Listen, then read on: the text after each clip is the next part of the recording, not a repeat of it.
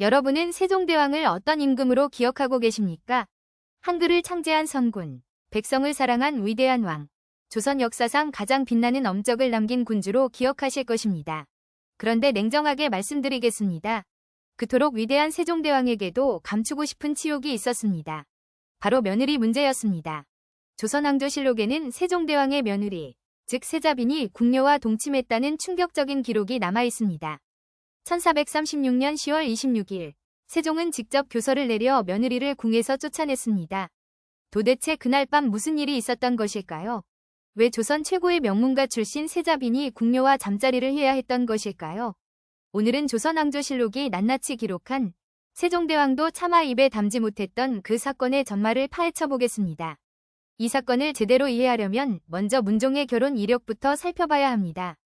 문종은 세종의 맏아들로 태어나 8살에 세자로 책봉되었고 14살이 되던 1427년에 첫 번째 세자빈을 맞이했습니다.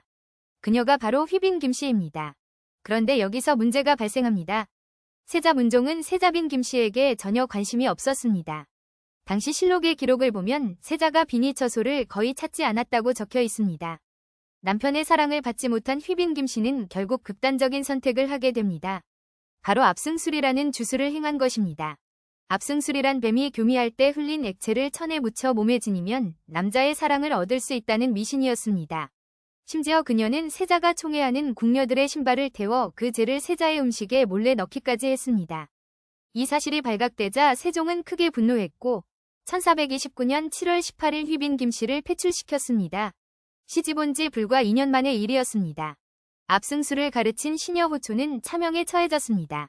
첫 번째 며느리를 쫓아낸 세종은 다시 세자빈을 간택해야 했습니다. 착각하지 마십시오. 세종이 며느리를 2번이나 바꾼 것은 단순한 불운이 아니었습니다. 근본적인 문제는 세자 문종에게 있었습니다. 문종은 부인에게 관심이 없었고 오히려 후궁들에게만 마음을 주었습니다. 세종은 이를 알면서도 왕실의 대를 이을 적자가 필요했기에 2번째 세자빈을 들였습니다. 1429년 10월 15일 복녀의 딸이 새로운 세자빈으로 책봉되었습니다. 그녀가 바로 순빈 봉씨입니다. 세종은 이번에는 신중하게 골랐다고 자부했습니다. 명문가 출신의 용모도 단정하고 성품도 온순하다는 평가를 받았던 여인이었습니다. 그러나 결과는 어떠했습니까? 장담컨대 세종의 기대는 완전히 빗나갔습니다. 순빈 봉씨 역시 첫 번째 세자빈과 똑같은 운명을 맞이했습니다. 세자 문종은 새 아내에게도 관심이 없었습니다. 실록의 기록을 보면 결혼 후 7년이 지나도록 세자와 세자빈 사이에 자녀가 없었다고 합니다. 반면 세자의 후궁인 권씨는 이미 2명의 딸을 낳은 상태였습니다. 남편의 사랑을 받지 못한 봉씨는 점점 변해갔습니다. 그녀는 술을 마시기 시작했고 궁인들을 구타하는 일이 잦아졌습니다. 실록에는 성품이 술을 즐겨 항상 방 속에 술을 감추어 두고 마셨으며 취하면 궁녀들에게 행패를 부렸다고 기록되어 있습니다. 그녀의 투기도 심해져서 세자가 후궁의 처소에 가면 울고불고 난리를 쳤다고 합니다.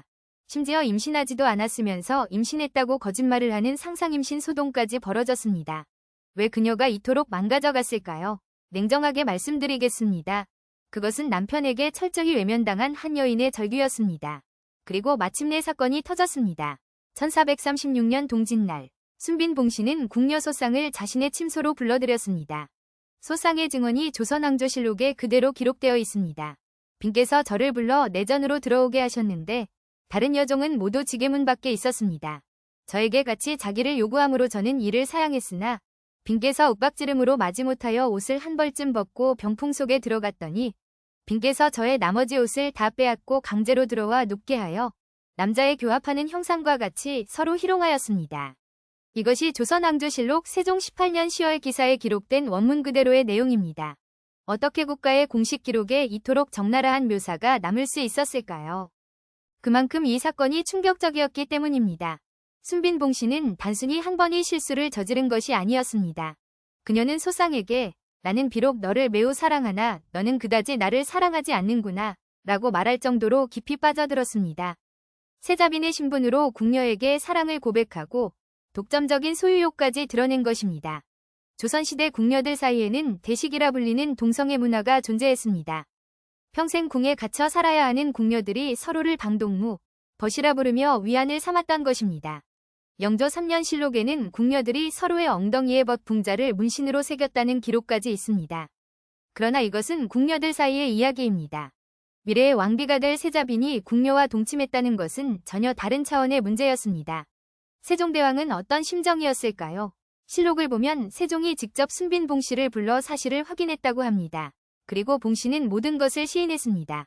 세종은 교서를 내리며 이렇게 말했습니다.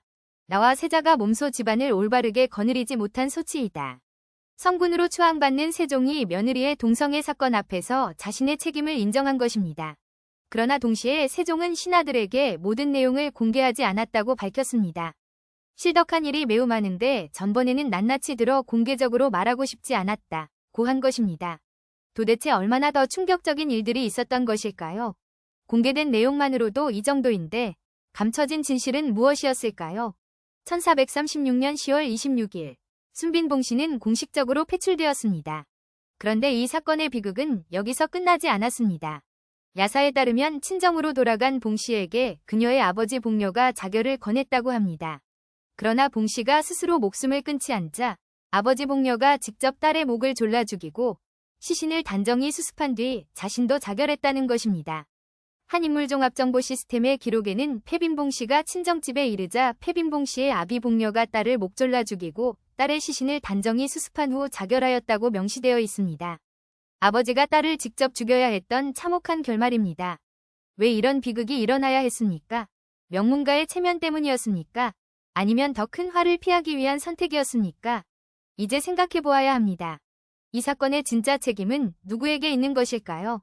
동성애를 저지른 순빈 봉씨에게 있습니까? 아내에게 관심조차 주지 않은 세자 문종에게 있습니까? 아니면 그런 아들을 통제하지 못한 세종대왕에게 있습니까? 착각하지 마십시오. 조선시대 여성에게 결혼이란 선택이 아니라 운명이었습니다. 세자빈으로 간택된 순간 그녀의 인생은 정해진 것이었습니다. 남편의 사랑을 받든 받지 못하든 오직 왕실의 대를 이을 자녀를 낳는 것만이 존재 이유였습니다. 그러나 7년 동안 단 한 번도 남편의 관심을 받지 못한 여인이 선택할 수 있는 것이 무엇이었겠습니까? 장담컨대 이 사건은 단순한 스캔들이 아니었습니다. 이것은 조선 왕실 여성들이 처한 구조적 비극의 단면이었습니다. 세종대왕조차 이 문제를 해결하지 못했습니다. 두 명의 며느리를 쫓아낸 뒤 세종은 더 이상 간택을 하지 않았습니다. 대신 이미 세자의 총애를 받아 두 딸을 낳은 후공권 씨를 세 번째 세자빈으로 삼았습니다. 검증된 인물을 선택한 것입니다. 이 여인이 바로 단종의 어머니 현덕왕후입니다. 그러나 현덕왕후 역시 단종을 낳은 다음 날 24세의 나이로 세상을 떠났습니다. 문종은 결국 3명의 아내를 모두 잃은 셈입니다.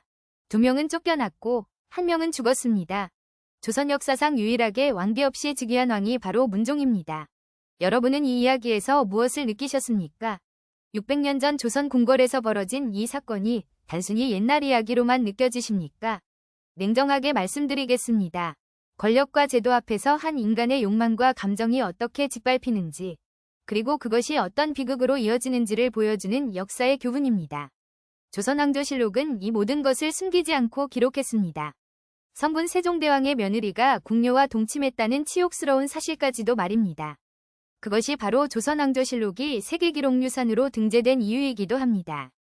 역사는 아름다운 것만 기록하지 않습니다. 추악하고 비극적인 진실까지도 있는 그대로 남기는 것. 그것이 진정한 역사입니다.